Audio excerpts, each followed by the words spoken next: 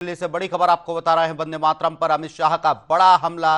वंदे मातरम पर कांग्रेस पर अमित शाह का निशाना। संसद में वंदे मातरम बिल को मिली थी मंजूरी। केंद्रीय मंत्री अमित शाह का बयान। कांग्रेस ने वंदे मातरम के 2 टुकड़े किए हैं। संसद से पास कानून को नकारा है।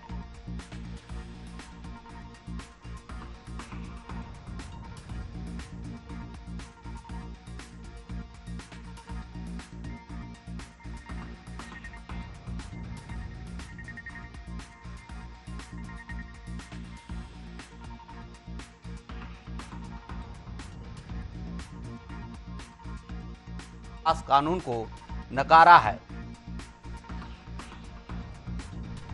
तो दिल्ली से खबर आपको बता रहे हैं। कांग्रेस ने वंदे मातरम को 2 टुकड़े किए हैं। संसद से पास कानून को नकारा है, अमित शाह का कहना है।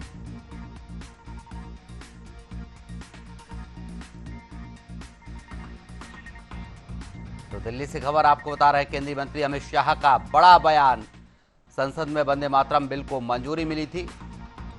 वंदे मातरम पर कांग्रेस पर अमित शाह ने निशाना साधा है। संसद में वंदे मातरम बिल को मंजूरी मिली थी। केंद्रीय मंत्री अमित शाह का बयान। कांग्रेस ने वंदे मातरम के 2 टुकड़े किए हैं। संसद से पास कानून को कांग्रेस ने नकारा है।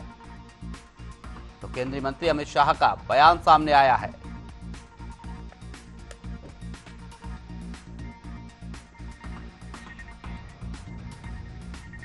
इस पर ज्यादा जानकारी के लिए हमारे साथ एशियन न्यूज के आउटपुट हेड कपिल भार्गव जुड़ गए हैं। कपिल, वंदे मातरम पर कांग्रेस ने निशाना साधा था, जिसके बाद अमित शाह का बयान सामने आया है, क्या कुछ जानकारी है?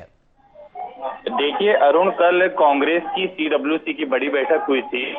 उस बैठक में वंदे मातरम को लेकर कई महत्वपूर्ण बातें उन्होंने कही कि वंदे मातरम का जो हमारा स्टैंड है वो हम उस स्टैंड में 1947 में जो तय किया गया था, मतलब 2 पैराग्राफ गाने का, उसमें हम कायम रहेंगे। मतलब 1937 में जो महात्मा गांधी और रविंद्रनाथ टैगोर की जो कमेटी थी, उन्होंने ये फैसला लिया था कि कांग्रेस को अगर किसी तरीके से दिक्कत है तो वो सिर्फ 2 पैराग्राफ ही गाएगी। तो इसको लेकर काफी विवाद बढ़ गया है अब, क्योंकि कल कांग्रेस की सीडब्ल्यूसी की बैठक हुई थी।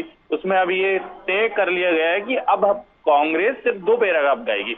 ये विवाद असली बात है कि अरुण, देखिए पूरे जो 6 छंदों का जो पूरा पैराग्राफ है उसमें हिंदू देवी देवताओं का उल्लेख है, और जब आ जाता है तो मुस्लिम पक्ष और कई राजनीतिक दलों ने इसका विरोध किया है। अब इस मामले में अमित शाह सामने आए हैं। उन्होंने कांग्रेस पर जमकर हमला बोला है। उन्होंने कहा है कि देखिए, कांग्रेस एक ऐसे कानून को नकार रही है जो संसद में पास कर दिया गया है। कांग्रेस ने देश के साथ ये अपमान किया है, वंदे मातरम का अपमान किया है। कांग्रेस की जो रणनीति है वो गलत है। ये मुस्लिम तुष्टीकरण की एक कांग्रेस की नीति है जिसे बीजेपी नकारती है। तो कुल मिलाकर ये मामला बड़ा होते जा रहा है और इस पूरे मुद्दे पर बीजेपी कांग्रेस पर हमलावर है। कपिल, अगर बीजेपी कांग्रेस को घेर रही है, कानून की बात अमित शाह कर रखे, इसको लेकर कानून बनाया गया है। अगर कानून बनाया गया है, ऐसे में अगर कोई इस गीत को नहीं गाता है तो उसके खिलाफ कार्रवाई के निर्देश हो सकते हैं, उसके खिलाफ कार्रवाई हो सकती है।